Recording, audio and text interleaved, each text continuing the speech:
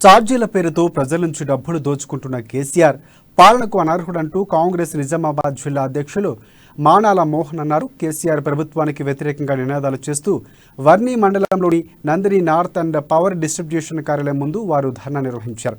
Additional convention deposit పేరుతో ప్రతి ఒక్కరి నుంచి ₹1000 వసూలు చేస్తున్నారంటూ ఆగ్రహం వ్యక్తం చేశారు. ఛార్జీల పేరుతో ప్రజల రక్తాన్ని పీల్చేస్తున్న కేసీఆర్ ప్రభుత్వానికి ప్రజలు బుద్ధి చెప్తారని అన్నారు. గ్రామాల సైతం ప్రజలెవరూ డిపాజిట్ అమౌంట్ కట్టవద్దని అందరం కలిసి సంఘటితంగా నిరసన గళాన్ని వినిపించాలని కోరారు.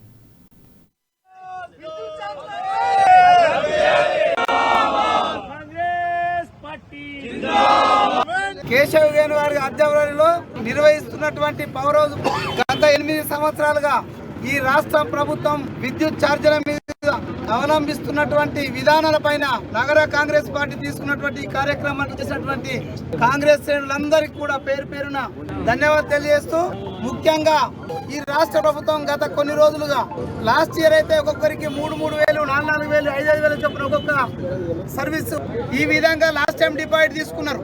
అదే విధంగా ఇప్పుడు ప్రజలు గమనించమని కోరుతున్నాం. స్లాబ్లు ఉన్నాయి ఈ రాష్ట్రంలో, ఎలక్ట్రిసిటీ స్లాబ్లు ఉన్నాయి 50, 100, 200, 500 చొప్పున యూనిట్లకు. అటువంటి యూనిట్ల స్లాబ్ల ద్వారానే మీరు కరెంటు రేటు టారిఫ్ పెంచుతున్నటువంటి మీరు ఈ రోజు కొత్తగా ఈ ACD charges annual customer deposit పేరుతో మీరు వసూలు చేస్తున్నట్టు విధానం ఏదైతే ఉందో మీ